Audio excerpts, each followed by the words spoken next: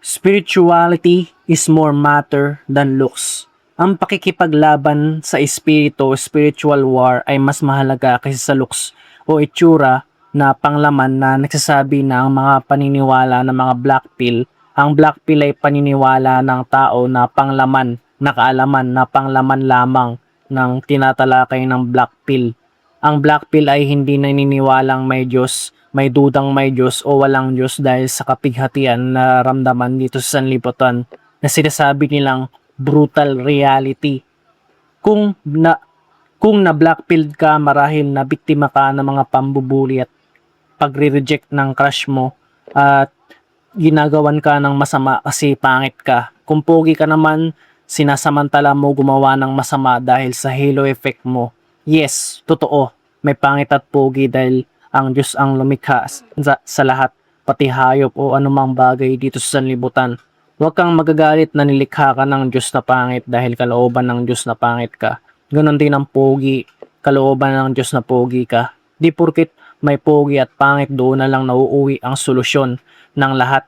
Kasi may mga poging di kaya bumuhay ng pamilya, may pangit naman na may pamilya. Ibig sabihin, ang Diyos pa rin ang nagbibigay sa lahat sa asawa, kayamanan at pagpapala basta't sumunod ka lang sa Diyos. At ang Diyos ay diliko para ikaw ay pighatiin ng Diyos. At ang Diyos ay mabuti. Hindi siya terror na pinahihirapan ka ng Diyos. Mababasa sa Panaghoy 3:33, sapagkat siya'y di kusang dumadalamhati o nagpapapanglaw man sa mga anak ng tao. Ang Diyos ay mabait, di kanya pahihirapan na bibigyan ka ng pagsubok na di mo kaya. Kaya lang naman tayo may kapigatian dahil sa ating mga kasalanan. Mababasa pa rin sa Panaghoy na Panaghoy 3:39, bakit dumadaing ang taong may buhay? Ang tao dahil sa parusa ng kanyang mga kasalanan. Kaya it makes sense na dahil sa ating mga kasalanan kaya tayo may kapigatian. Di ang Diyos ang gumagawa nun kundi tayo mga tao. Kaya ka may diabetic kasi kain ka ng kain. Utos ng Diyos na huwag kang mayamo, na ibig sabihin ng mayamo ay matakaw, kain ng kain. Kasi si Kristo nagpakita ng halimbawa na huwag tayo maging mayamo. Si Kristo ang nag-ayuno, hindi kumain para maging malinis. May health benefits ang pag-aayuno, gagaling ka sa samot-saring sakit kapag di ka kumakain.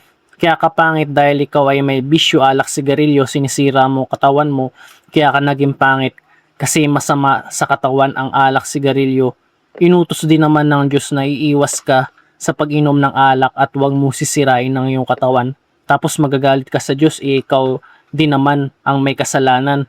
At uulitin ko yung talata, Panaghoy 3:39, bakit dumadaing ang taong may buhay? Ang tao dahil sa parusa ng kanyang mga kasalanan. Kaya huwag mo isisi sa Diyos kasi kung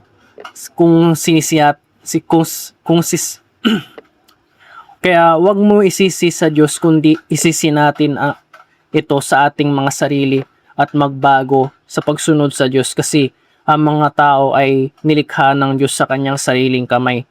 Mahal ng Diyos ang tao, hindi tayo kagaya ng hayop na pinapatay ang asawa tulad ng gagamba kapag nagtatalik sila. Di tayo kagaya ng dolphin na nire-rape ang mga batang dolphin. Di tayo kagaya ng panda na inaabandona ang mga anak at ang pinakapaboritong anak lang aga-alagaan ng panda. At lalong di tayo kagaya ng unggoy na nagmula daw tayo sa unggoy. Ang tao wangis ng Diyos ng katwiran, likha ng Diyos ang tao na matuwid gaya ng Diyos. Kaya ang mga hayop sa panahon ni Adan at Eva ay takot ang mga hayop sa kanila at binigyan ng kapangyarihan na maghari sa mga hayop. Ang mga black pillars lagi nilang kinukumpara ang mga hayop sa tao at ang pagkakapareho ng hayop sa tao ay parehas na sa laman. Mababasa sa Ecclesiastes 3:19, sapagkat ang nangyayari sa mga anak ng tao ay nangyayari sa hayop, sa makatuwid bagay sa isang nagbibigay na nangyari sa kanila kung paanong namamatay ang hayop, ganun din namamatay ang tao. Oo, silang lahat ay may isang ininga at ang tao ay walang karangalang higit sa hayop sapagkat lahat ay walang kabuluhan. Lahat tayo mamamatay tulad din ng hayop. Ang problema, ang tao sa panahon natin ay naging masama. Kaya naging asal hayop na rin. Tulad ng pinatay ang asawa, inaabuso ang mga anak. Kung ang sariling sambahayan mo, ang inaaway mo, ay di lalong masama ka pa, na ayaw mo na sa kapitbahay mo, sa mga tao, galit ka sa mundo, asal hayop ka na. At tulad ng hayop ay sumusunod ka na sa nasaan ang iyong laman. Ito ang gawa ng laman, mababasa sa Galatia 5:19 hanggang 21, at hayag ang mga gawa ng laman sa makatuwid ay ang mga ito: pangangalo niya, pakikiapid, karumihan, kalibugan, pagsamba sa Diyos-Diyosan, pagkukulam, mga pagtataniman, mga pagtatalo, mga paninibugho, mga pagkakaalitan, mga pagkakampi-kampi, mga pagkakabaha-bahagi, mga hidwang pananampalataya, may kapanaghilian, mga kapanaghilian, mga pagpatay, mga paglalasing, mga kalayawan, at ang mga katulad nito ay tungkol sa mga bagay na ito ay pinapagpapaunang ipapaalala sa inyo, tulad ng aking pagpapaalala nung una sa inyo, na ang mga nagsisipagsanay ng ganong mga bagay ay hindi magsisipagmana ng kaharian ng Diyos. Hindi tayo makakapasok. Hindi, dito na, mali. Dito na mapapasok ang Espiritu ng Diyos ay mas mahalaga sa looks, itsura. Pogi ka nga pero ang ugali mo hayop, tulad ni clavicular na nalulong sa kalibugan. Hindi ka nakakalugod sa Diyos. Kung pogi ka nga pero masamang tao ka, mamamatay ka rin naman. At kung namatay ka, mananagot ka sa Diyos sa araw ng paghukom. Kaya ang Espiritu ay mahalaga kaysa sa muka, kasi ang Diyos ay tumitingin sa puso, hindi muka. Kaya ang puso mo malinis, yun ang mahalaga sa Diyos. Mababasa sa unang Samuel 16:7. Ngunit sinabi ng Panginoon kay Samuel, huwag mong tingnan ng kanyang muka o ang taas ng kanyang kataasan, sapagkat aking tinakwil siya, sapagkat hindi tumitingin ng Panginoon na gaya ng pagtingin ng tao, sapagkat ang tao ay tumitingin sa muka, ngunit ang Panginoon ay tumitingin sa puso. Kaya ang pinakamahalaga ay Espiritu na galing sa Diyos, na kaloob ng Espiritu Santo para mapigilan natin na gumawa ng masama. Kaya kung blackpilled ka at natatapos lang sa pagiging pogi at pangit, pero di ka pa rin mapayapa kasi alam mo na ang asawa mo ay iiwan ka at pagpapalit ka sa mas pogi sa'yo. Kaso iiwan ka ng asawa mo, kaya ka na blackpilled. Pero ang totoo, may espiritong masama na nag-uudyok sa babae ng mga lunya. Ganun din ng lalaki. Ang espiritong pakikiapid na binanggit ko kanina na masasama. Galatia 5:19 hanggang 21. Kung uulitin lang natin, ito at nahayag ang gawa ng laman sa makatuwid baga ang mga ito: pangangalo niya, pakikiapid, karumihan, kalibugan, pagsamba sa Diyos-Diyosan, pagkukulam, mga pagtataniman, mga pagtatalo, mga paninibugho, mga pagkakaalitan, mga pagkakampi-kampi, mga pagkakabaha-bahagi, mga hidwang pananampalataya, mga kapanaghilian, mga pagpatay, mga paglalasing, mga kalayawan, at ang mga katulad nito. Tungkol sa mga bagay na ito ay aking pinapagpapaunang ipinapaalala sa inyo, tulad sa aking pagpapaalala ng una sa inyo na ang mga nagsisipagsanay ng mga gayong bagay ay hindi masisipagmana ng kaharian ng Diyos. Pero may pag-asa pa, bibigyan ka ng Diyos ng bagong puso sa pamamagitan ng bautismo, malilinis ka sa karumihan ng laman at Espiritu para matulungan ka ng Espiritu Santo na gumaling sa matutulungan ka ng Espiritu Santo na galing sa Diyos para matiis mo ang mga nasa ng laman. Iiwas ka sa nasa ng laman once na maging Kristiyano ka at matatanggap mo ito sa pamamagitan ng bautismo sa tunay na iglesia. Dapat magkaroon ka ng bunga ng Espiritu. Mababasa sa Galatia 5:22 hanggang 25. Dadapwat ang bunga ng Espiritu ay pag-ibig, katuwaan, kapayapaan, pagpapahinuod, kagandahang loob, kabutihan, pagtatapat, kaamuan, pagpipigil. Laban sa mga gayong bagay ay walang kautusan. At ipinako sa krus ng mga na kay Kristo, ang laman kasama ng masamang pita at mga kahalayan nito. Kung tayo nang mabubuhay sa pamamagitan ng Espiritu ay magsilakad naman tayo ayon sa Espiritu. Kaya si Kristo ang mabuting balita na ipinapahayag ko sa inyo, na si Kristo ang pangpalubag loob sa ating kasalanan. Tinubos niya tayo sa pamamagitan ng kanyang dugo at at nagpakita si Kristo ng mga halimbawa para makasunod tayo sa Diyos ng buong puso. At si Kristo ang pangpalinis ng karumihan ng laman at espiritu. Lilinisin ni Kristo ang pagkataong loob na lalakip sa pagkataong labas na magiging malinis din. Lilinisin ka ng Diyos kung sakaling magkasala ka, kasi di natin maiwasang magkasala kasi nasa sanlibutan tayo. Nagkakasala man tayo, ay si Kristo ang pag-asa natin na inako ni Kristo ang kasalanan natin. Huwag lang tayo aabuso sa pagpapatawad ng Diyos. Di porke ang Diyos ay maawain ay laging nagpapatawad ay aabusuhin mo ng gumawa ng masama. Hindi. Kundi ang mga kasalanan lang na di ikamamatay ang pinapatawad ng Diyos, kasi ang kaligtasan sa pamamagitan ni Kristo ay maiwawala kung patuloy-tuloy ka gumawa ng masama at di ka nagsisisi. Ito ang panalangin ni David nung siya ay nagkasala sa pangangalo niya. Humingi ng tawad sa Diyos at nakiusap na huwag bawiin ang Espiritu sa kanya. Awit 51, 10 hanggang 13. Likaan mo ko ng isang malinis na puso, O Diyos, at magbago ka ng isang matuwid na espiritu sa loob ko. Huwag mo akong paalisin sa iyong harapan at huwag mong bawiin ang iyong banal na espiritu sa akin. Ibalik mo sa akin ang kagalakan ng iyong pagliligtas at aalalayan ako sa kusang espiritu. Kung magkagayo yung ituturo ko sa mga mananalangsang ang iyong mga lakad, at ang makasalanan ay mga hihikayat sa iyo. Si David ay propeta ng Diyos na nagkasala na ito ang pinalangin niya, na nangako siya sa Diyos na ituturo sa mga tao ang salita ng Diyos para magbalik loob sa tao.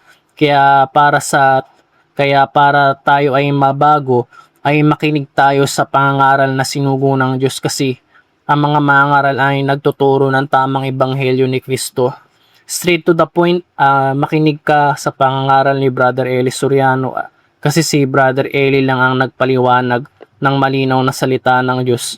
At binabasa lang naman ni Bro Eli ang mga talata sa Biblia, galing din naman sa Diyos. Sinabi ni Brother Eli sa video niya na paghusga sa muka, may tao magandang muka pero ang loob asal lobo.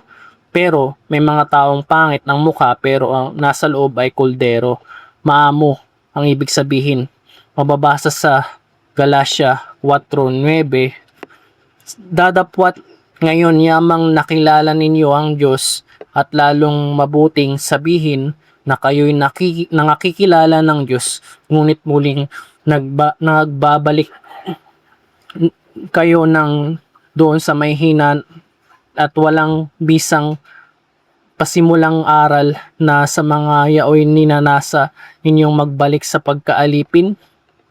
Kaya ang puso mo ang mahalaga kaysa sa muka. Kaya mahalaga ang malinis na puso, kasi anumang sabihin ng iba na tinutuya ka na pangit ka, binubuli ka dahil pangit ka, ang mahalaga sa puso mo ay malinis sa Diyos. Alumarahin ka man ng iba, ang mahalaga ay kilala ka ng Diyos at kilala mo ang Diyos, gaano kabuti ang Diyos at ang Diyos ang lumikha sa atin. Kaya huwag tayo tututol sa pagkalalang sa atin. Basahin natin ang Exodo 4:11 at sinabi sa kanya, Panginoon, sinong gumawa ng bibig ng tao? Sinong gumawa ng pipi o bingi o may paningin o bulag sa tao? Hindi ba akong Panginoon? Sino ang gumawa ng pipi, bingi, bulag, unano, matangkad, mataba, mapayat, may maputi, may maitim? Di niya pinagpapare-pareho kasi tayo nilikha ng Diyos na di pare-pareho kasi karunungan ng Diyos ang lumikha sa atin, kaya ang espiritu natin na galing sa Diyos ang mahalaga, di mukha. Maging pogi ka man o maging pangit, maniwala kang man Diyos, makinig ka sa pangaral ni Bro Eli sa 24/7 ang dating daan live stream, makinig ka lang doon at doon mo makikilala ang Kristo kasi ang pananampalataya ay nanggagaling sa pakinig. Roma 10:17. Kaya nga ang pananampalataya ay nanggagaling sa pakinig at ang pakikinig ay sa pamagitan ng salita ni Kristo.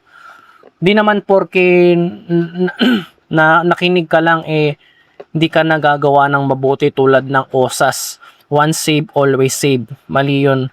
Kasabay ng pakikinig na gagawa ka ng mabuti, ginagawan mo ng mabuti ang kapwa. Magpapakain ka at magpapainom sa charity event.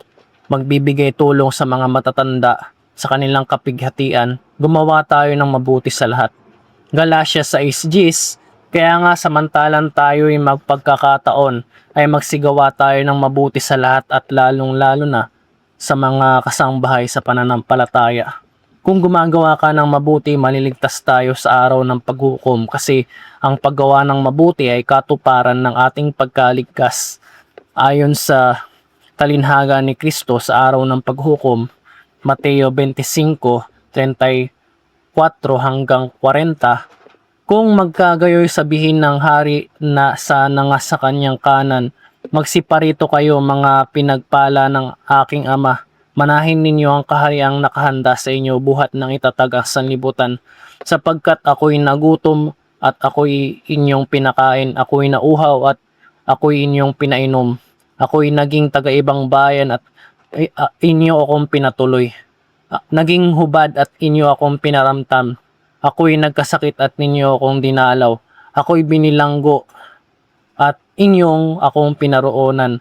Kaya magkagayoy sasagutin siya ng mga matuwid nang nagsasabi, Panginoon, kailan ka namin nakitang nagutom at pinakain ka namin o nauhaw na pinainom ka? At kailan ka naming nakitang taga ibang bayan at pinatuloy ka o hubad at pinaramdam ka? At kailan ka naming nakitang may sakit o nasa bilangguan at dinalaw ka namin? At sasagot ang hari at sasabihin sa kanila, katotohanan sinasabi ko sa inyo, yamang inyong ginawa sa isa dito sa aking mga kapatid, kahit sa pinakamaliit na ito ay sa akin ninyo ginawa. Kaya wag tayo maging tagapakinig lamang na di gumagawa ng mabuti, di tulad ng mga ibang relihiyon na di nagtuturo na gumawa ng mabuti, kundi ang mga ginagawa ay wala sa Biblia at tinuturuan ng mga membro na gumawa ng masama at di sila gumagawa ng mabuti. Dapat nakikinig sa salita ng Diyos at ginagawa. Santiago 1:22. Dadapwat maging tagatupad kayo ng salita at huwag tagapakinig lamang na inyong dinadaya ang inyong sarili. Hindi sa salita lamang tayo gagawa kundi hindi hindi tayo hindi sa salita lamang tayo gagawa kasi kung sa salita ganito ang mangyayari sa atin. Santiago 2:15-17. Kung isang kapatid na lalaki o babae hubad o walang kakanin araw-araw at ang isa sa inyo ay magsabi sa kanila, magsiyaon kayong payapa at kayo'y magpainit at magbakabusog at gayo'y hindi niyo binibigay sa kanila ang mga bagay na kinakailangan ng katawan, ano ang mapapakinabang dito? Gayon din naman ang pananampalataya na walang mga gawa ay patay sa kanyang sarili. Kung walang gawang mabuti ay patay ka, patay ang espiritong nasa iyo. Hindi ito buhay. It makes sense na ang babae ay hypergamous na talagang sa puso ng babaeng iyon ay masama. Ganon din ang lalaki na nangangalo niya, hindi tapat sa asawa, di naniniwala sa Diyos kaya gumagawa ng masama. Kaya patay ang mga taong ito. Unang Timoteo 5:6. Dadapwat ang nagpapakabuyo sa mga kalayawan bagamat patay ay buhay. Kaya sumunod tayo kay Kristo kasi si Kristo ang buhay at ang pagkain ni Kristo ay gumawa ng mabuti. Juan 4:34, sinabi sa kanila ni Jesus, ang pagkain ko ay aking gawin ang kalooban sa akin ng nagsugo at tapusin ang kanyang gawa. at at gumawa tayo ng mabuti para mapatahimik natin ang mga palalong di naniniwala sa Diyos, mga taong nagpapakasama kasi hindi nila kilala ang Diyos at galit sa Diyos. Unang Pedro 2:15, sapagkat siyang kalooban ng Diyos na dahil sa paggawa ng mabuti ay inyong napatahimik ang kamangmangan ng mga taong palalo. Mapapatahimik natin ang mga kamangmangan ng mga taong palalo na di naniniwala sa Diyos kasi ang mga di naniniwala sa Diyos ay mangmang. Mababasa sa awit 40 ku- kuan 14 awit 14:1 hanggang 2. Ang mangmang ay nagsabi sa kanyang puso, walang Diyos. Sila'y napapahamak at sila'y nagsagawa ng kasuklam-suklam ng mga walang gumawa ng mabuti. At tinutunghan ng Diyos ang mga anak ng mga tao mula sa langit upang tignan kung may sino mang nakakaunawa na hinahanap ng Diyos. Ikaw ay mangmang kung di ka naniniwala sa Diyos. Kayo niniwala sa Diyos. Kung babaligtarin lang natin, kung naniniwala tayo sa Diyos ay matalino tayo. Kaya ang mga 80s black pillars na ang tinutuwid ko sa bidyong ito na di nila matutulan, wala silang pweba na patunay na walang Diyos. Wala silang karunungan kundi kamangmangan at ang Diyos ang nagbibigay karunungan kung susunod tayo sa Kanya. Lucas 21:15, sapagkat bibigyan ko kayo ng isang bibig na at karunungan na hindi mangyayaring masalangsang o matutulan man ng lahat ng inyong mga kaalit. Kaya maniwala ka sa Diyos. Basahin mo ang Biblia kasi ang Biblia ay punong-puno ng karunungan. Pag nagsalita ang Diyos malaman, kahit maiksi lang ang sinabi ng Diyos, madami kang matututunan. Kaya kung gusto mong maging matalino, halimbawa, gusto mong mag-aral ng pagiging abogado, di makinig ka sa mga abogadong guro. Ganon din ang Diyos. Kung gusto mo malaman ang hiwaga ng buhay, bakit di natin tanungin ng Diyos? At ito ang sagot ng Diyos, ang Biblia. Kung gusto mo makinig ng salita ng Diyos, ay makinig ka kay Brother Eli kasi galing din naman sa Biblia ang sinasabi niya.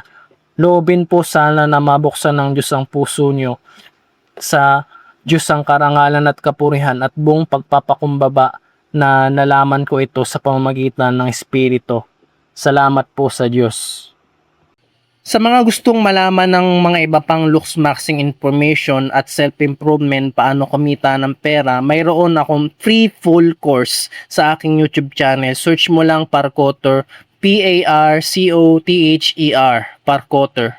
At bukas ko na lahat ng binatang Pilipino ay maging pogi at maghanap buhay at maging mabuting tao pa at the same time para may panalo nila ang crush nila. It's not over until you win your crush. More videos to come, one at a time, it God willing, and see you in the next video.